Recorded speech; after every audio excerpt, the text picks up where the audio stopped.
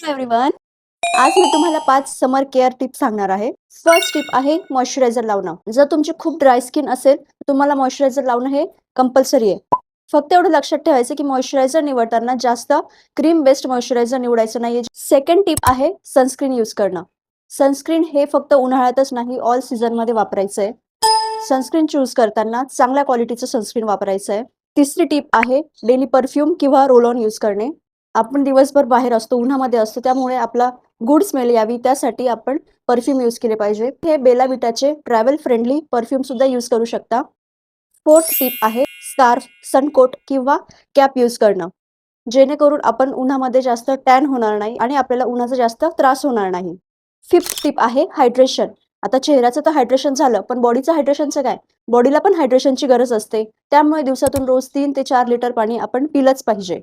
तुम्ही normal water पण पिऊ शकता किंवा नारळ पाणी, लिंबू सरबत, जिरा वॉटर हे पण पिऊ शकतात.